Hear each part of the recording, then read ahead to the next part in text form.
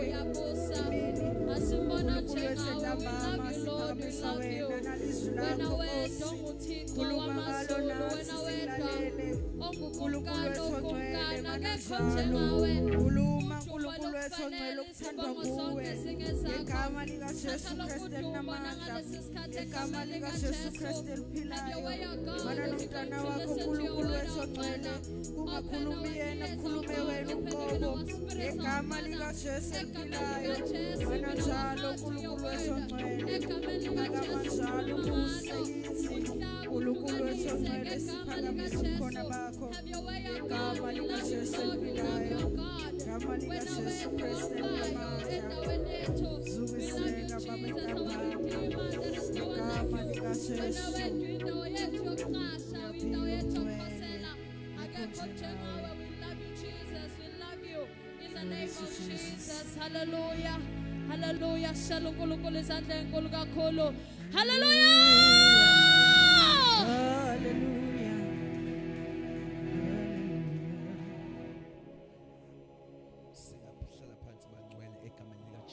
Amen.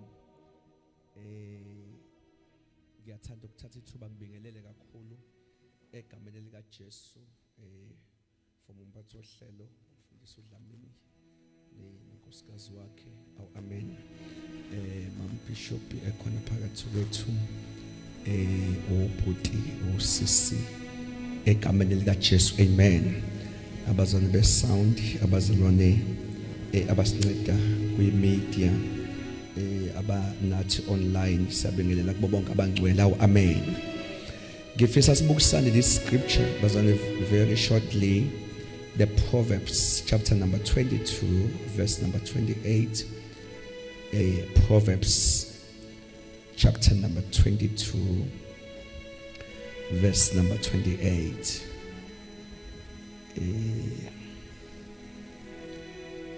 Proverbs Isaiah 22 28. Amen. Jesus. Isaiah Proverbs Isaiah 22 verse 28. Ungasusi isikhonkwane esidala oyihlo abasimisileyo. Amen. Read again and pray for us. Ungasusi isikhonkwane esidala oyihlo abasimisileyo. Baba, izwi lakho uNkulunkulu wethu engcwele khuluma ngalo nangalesi sikhathi siyathoba. uNkulunkulu wethu engcwele lethu uMose wahlangana nawe entabeni wakhuluma izwi lakho. Wahlika uNkulunkulu wethu engcwele egcwele inkazimulo. We pray, oh God, even your word uma lizosithinta likhulume nokuphila kwethu kuguquke. Ngisho abantu uma besibona babona inkazimulo yakho, izimo uma sisibona zibona inkazimulo yakho. Thatha lokhu udumo Jesu egameni lika Jesu Kristu. Amen. Amen. Bazalwane, if you are reading incwadi ka 1 Peter chapter 2 verse number 9, mhlambe for my introduction ulizwa lithi thina siwuhlanga olukhethiweyo. Amen. Maliqhubeka maselithi siyisizwe esingcwele, lithi singabantu abazuziwe. Maliqhubeka ncanti livala lithi ukuze sishumayele ubukhosi baloyo osikhiphe bomnyameni wasifaka ekhanyeni. Amen. Sikhona bazalwane, but ngifuna le yancanyane encane sisazokhuluma ngalokho esikufundile elithi singasusi. Isizulu besithi singasusi ikhonkwane, sesigama lesikhonkwane.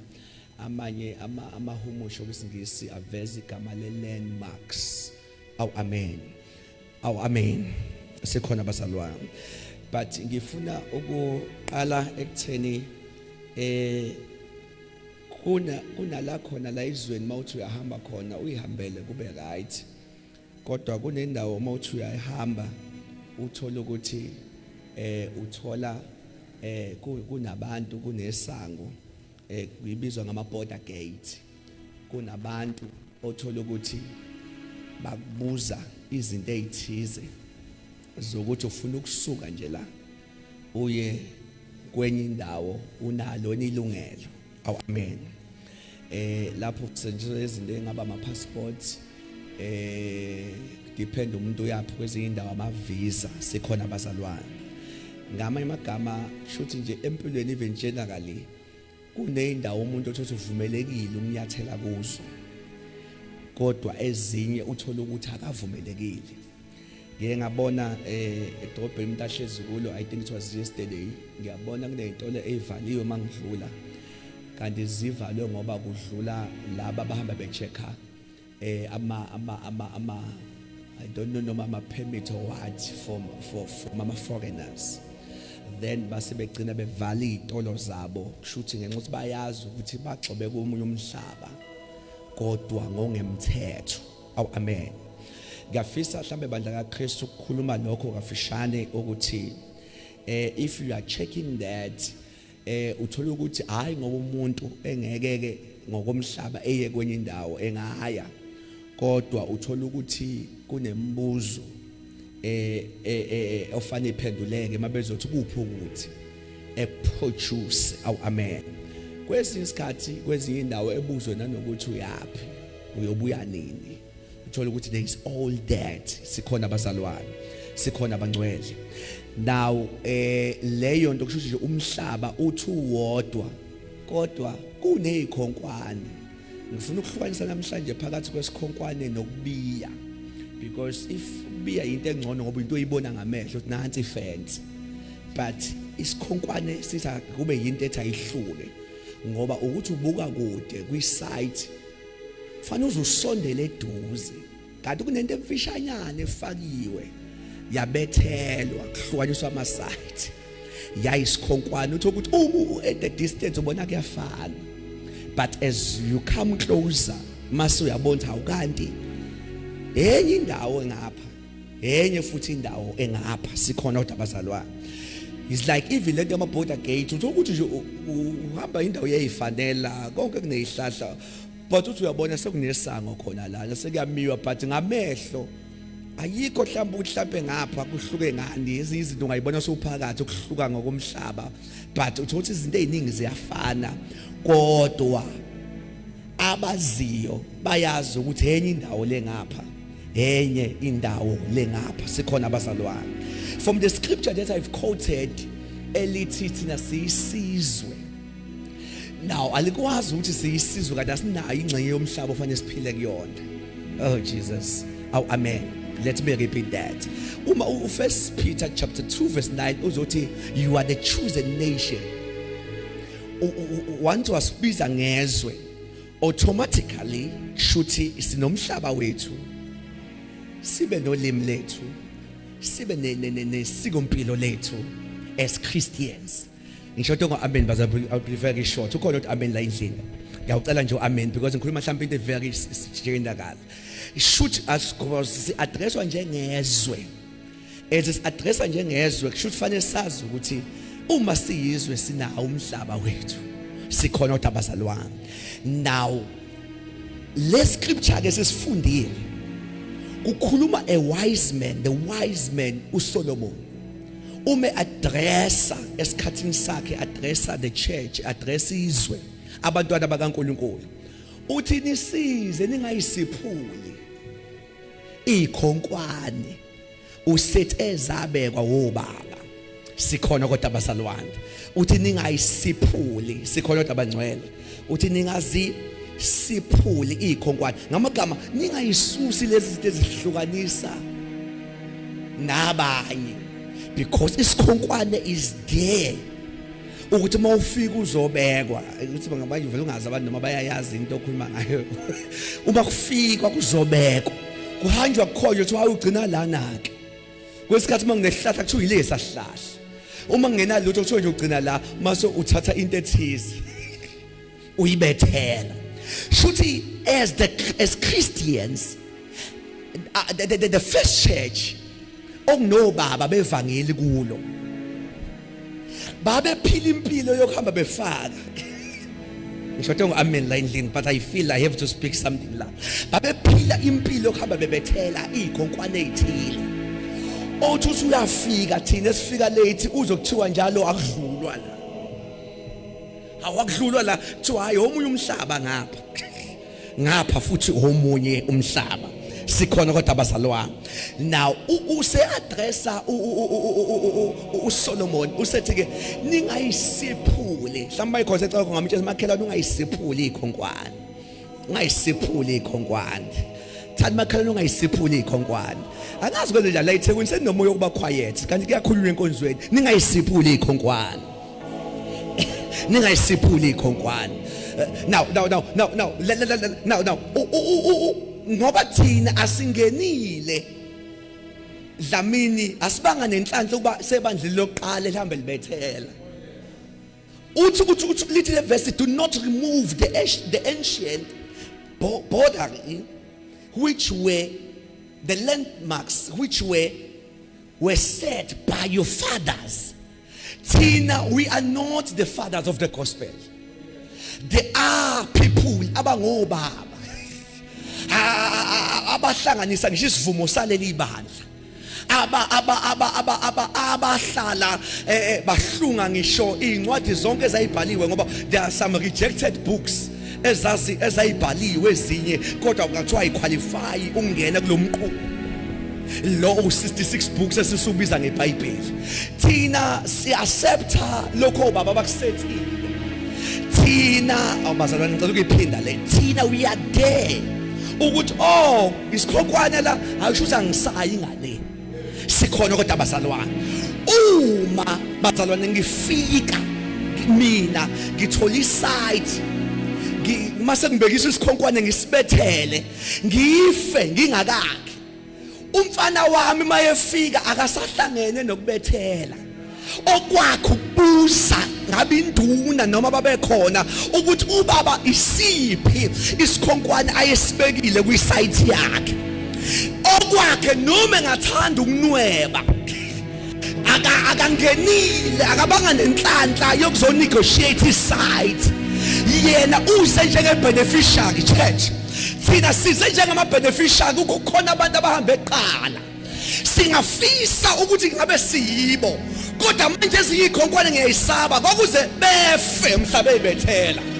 If you go to the first church kukhona ukuhlushwa kwebandla kukhona ukubethela lithi iBhayibheli uPeter wabethela esiphambanweni mhla ebulawa tho wazwacela uPeter wathi ningangibhekisi phezulu njengenkosi yami manani ningibethele ningibhekise phansi bethi we are willing to die ukuze ibandla elizayo lifike yonke into siset sikhona kodwa abazalwane.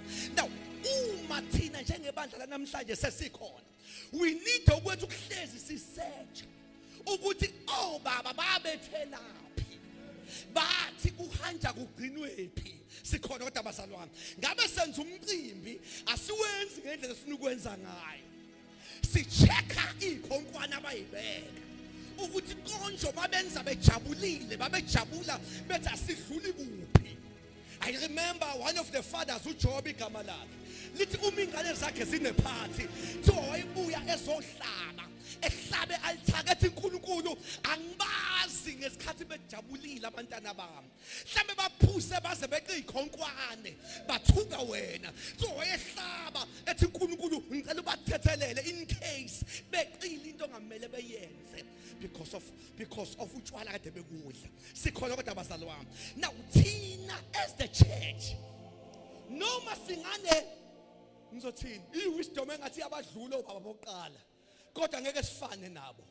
Ngicela ukuyiphinda le we can have theology we can have information that is very deep mhlawumbe ukudlula bona kodwa into abahlula ngayo eyokuthi bona babe bethela ikhonkwane the landmarks ukuthi umKristu uhambe egcine la umKristu uhambe egcina la le verse ke siyifundayo ithi ungazisusi awuphinda umthini makhala for the second time uthi ungazisusi ikhonkwane zabeka ubaba. Oh my God, oh my God, oh my God. Sikhona abazalwane mhlawumbe I'm having the last 5 minutes. Awumphinda umthetho makhala ungazisusi kungathi ngaze ngimemeze egameni lika Jesu wonke nomuntu ozothola le ntshumayelo ngithi thana ukholwa ubuwazi ukuthi wena awuhlangene nababethela ikhonkwane wena okwakho ukubhenda uhambisane nokuthi la kamsindisi sebasetha ukuthi ikhonkwane zihamba zigcina la, zihamba zigcina la. Sikhona kodwa abazalwane, sikhona kodwa abazalwane. Are you there, church? Are you there, church? Sikhona kodwa abazalwane. Oh, bazalwane nikhona kodwa endlini. Now uma senza sihloniphe ikhonkwane, kunezinto ezo4 ezenzakalayo. Number 1, that shows wisdom. As I was studying this verse, kuthiwa lena ukuhlonipha ikhonkwane kusho ukuveza ukuhlakanipha. Ekutheni uthemba ababekubonile noma wena ungakakuboni yini eyingozi ngale. Awanikho ngicela ukuphinda. So it's a wisdom ukuhlonipha these landmarks, because kukhona abayidiscover ukuthi umuke wadlula la, kukhona ingozi ekhona ngale. So ngamagama kuthiwa ke ungabi nahlakanipha. It's a lack of wisdom ukuthi umuntu engayihloniphi ikhonkwane eyibekwe obaba. Awube sikhona abazalwane. Ngamagama kuchaza ukuthi kunezikhonkwane singafike siyidelele uma singaboni futhi ukuthi izinggozi ngani. Sibone seshayisa. Sithi oh, ingakho babethe singadluli la. Abazalwane kodwa ngilahlekile la. Uma kodwa sisayidadisha with our carnal mind, ezinye ikhonkwane zibuka up until uzeqe. Ngicela ukuphinda. Kunezikhonkwane eziziwule. Yabona njengamanje you find ibandla lidiscussa ukuthi hayi lento utshwala khona isono. Alikho ivesi elithi isono, lithi ungadaba. Shusha siphuzeni. Sikade ungadaba. I've seen even another big bishop khuluma lokho ku Facebook. Ithi utshwala anginancane. But obaba bokuqala babethe asiphuzi. Kwathiwa ngeke umsindisi umthole ephuzile. Amen wena bazalwane. Now uma sesifika thina generation encane siza nokuhlakanipha siqhubulungu lamavesi. Sithi hayo baba babebhedile singaphuzi. Alikho ivesi elithi singaphuzi, lisiphela singadaka. I-question ithi ke ibaphi abaphuzayo kodwa abagadayo ungadaka. Ngoba bonke abadelelele lento yobaba ukuthi ningaphuzi bayibona sebefike ekudakweni, kodwa kade bethi ngeke bedakwe, bethi bona ngeke siphuze.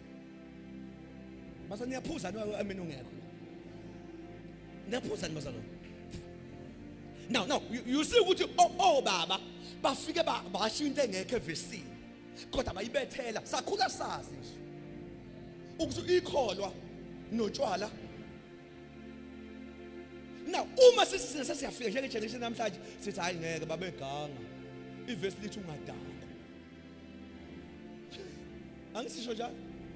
Ayisisho nisho njalo angithi. Angisisho njalo bazala. Lathi ivesi singa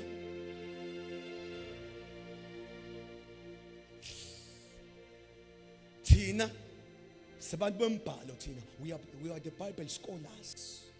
Sazi imbhalo. Kanti sazi imbhalo kunawo baba babengayazi imbhalo kangako. Kodwa through experience yabo babona ubungozi bokuya ngale. Base behloma isikhonkwane. So ukuhlonipha isikhonkwane number 1 kuveza ukuhlakanipha. Ukuthi I respect into yabo because I know khona abayibona noma ngakayiboni namhlanje. Awubangcwele. No angifuni ukuza kwezinye izinto. Ucathi ngizoza lapha ufuna ngize khona ngeke ngize lapha. Ezinye ikhonkwane nje sokunye vele sithi hayi akukho isono ukuthi. Hayi akukho isono ukuthi. Kodwa umbuzo nize nifike phi? Angithi niyadlula nize nifike la lapha. Nikhona bangcwele. Hayi akushona iliphi ivesi elithi kuyisono uqabulana. Isono lithi singalali. iBhayibheli singalali. Thina akasilali. Siyaphuza, niphuzana nifike phi? Akithi niphuzana nize nifike nala enandize nifike khona. Kanti obaba bokuqala bafike bashinta engekho evesini. Bayisho because ukukhula ngizweni baza namhlanje. Bayikhuluma bayibethela sakhula kuthiwa nje hayi. Kokunento ezekula kabi sikhula kuthiwa noma nishaya amahagi ningaqondani oshaya. Shaya distance ela namhlanje hayi distance yani. Distance yani. Abazalwane kodwa anikho bazalwane. Libulawa yini ibandla likaKristu? Libulawa ukuhlakanipha okusahlakanipha. because akukhona ukuhlakanipha uma wadelela ikhonkwane zabekho. Bazalwane likhona bazalwane. Awuphinde umakhelwane for the third time umakhelwane ungazi suse ikhonkwane. Uma ngathi uyambona ngathi impela unenkinga umtshene ngathi uyanyusa ivoice makhelwane ungazisusi izikhonkwane ungazisusi ikhonkwane. Mighty God. Number 1, kuveza wisdom. That is a wisdom. Secondly, kuveza humility. Kuveza humility sort of ukuyithoba ukuthi sikwazi ukwehla sihloniphe into ebekwe phambi kwethu. Sikhona abangcwele. It is pride. Ukweshina yonke into eyabekwa ibandla lokuqala. Enye siyithathe as beyibekile ukuthi ayi babazi babebekile ngithi we have to submit. God Jesus. Ukhona ukuthi amen omncane la endlini. Ukhona ukuthi amen la endlini. Sikhona ukuthi abazalwane. Sikhona ukuthi abazalwane. But because of time as we are about to close. Uhluke ngani ifence? Njengamanje sibiya ngama-fence. Kwa-Israel dlamini bekubiwa ngey'ndonga. Bekuba ney'ndonga ingakho ishe eJerusalema kuthiwa bazungeza. Bekuma indonga. Wayo baba bengabekanga iy'ndonga. Bebeka iy'khonkwane. Babeka into ozokwazi ukuyeqa ukuze kube yichoice ukuyihlonipha noma ungayihloniphi. Kanti udonga uba awubi na choice. La kaMsindisi une choice ingakho ayikho ifence. Ayanikho bangcwele. Kubekwe ikhonkwana ngoba isikhonkwane into ejomba. Into encane kuba into encanyana uma ufuna ukujomba nje. Isikhonkwane sifakwa kungafensiwe. Isikhonkwane sifakwa ingekho ifence. Wathi angimemeza namhlanje ayikho ifence kaMsindisi kukhona isikhonkwane kaMsindisi. Uyakwazi ukuyijombela. Why ingabekwanga udonga? It's because uNkulunkulu akakezwa kahle ukuthi siyambonakisha uma vele siphoqo udonga. Ufuna ukuzwa ingekho into ekuphoqile, ingekho into ekuvimbile, ingekho into ekuvimbayo. Uthi angivisho umuntu. Kodwa I respect this as the pillar of my kingdom. I respect this as a landmark. Sikhona bazalwane. Now there is no walls. Ayikho ifence. Ayikho ifence. Kufakwe bafake nje isikhonkwane. Ake sithi isikhonkwane. Ah Jesus Christ. Bafake isikhonkwane. Now bafakeleni isikhonkwane, basifakeke isikhonkwane ukuze ofuna ukujonga. Enze njani? Uma ungajombile izulu linyakaziswe yilokho ukuthi ubune choice. Kodwa you decided uhlonipha the landmarks. Sikhona abangcwele. Let me close there namhlanje. Ngithi siphila thina embusweni osufakiwe ikhonkwane. Okwethu ukuhamba nje singayisusi. And akakwazi umbhalisi ningayisusi kanti ayisuseki. For the sake that do not remove. Should you kulula to uproot it. Kulula ukuyisiphula. Oh bazalwane, ungayisiphula in your life. Ungayisiphula in the church uma uyisina leader. La kaMsindisi iningi izinto oyibona zayibo. Sasingazi ukuthi kaMsindisi konke kufakwe nezinto enje eseziphakathi. Sasithi nje akudlulwa la. Hawu. Sekudlulwa manje. Ikhonkwane ezinjani? Sasazi ukuthi sasiphila ngegama lodwa. Lodwa. Says on the first fathers, oh Peter, bethi silver negolide asinalo. Bethi kodwa egameni lika Jesu suka umuhambe. Bengajombanga baya ngale kwezinye izinto eseziyitaputapu. Kodwa sesayithola in the church. Ukuthi ayidayisa ama products la ekhaya. Imali engaka uma unenkinga enjena. Imali engaka uma unenkinga nasi skipper. Sibhale mawasiqoba. Imoya hamba. Ziningi izinto esiyificile umuntu uyayithola izinto ebeyivele zikhona kodwa zenziwe eminye imibuso. Lobo kumbuso wegama lodwa. Obokumbuso kuvela ubiza igama makubheda. Ubiza igama izinto zingahambi kahle. Ubize zize iqonde. Church namhlanje ngizoncenga singayisusi. Mfundisi as you come and pray. Singayisusi ikhonkwane. Ungayisusi ikhonkwane. That is my prayer today.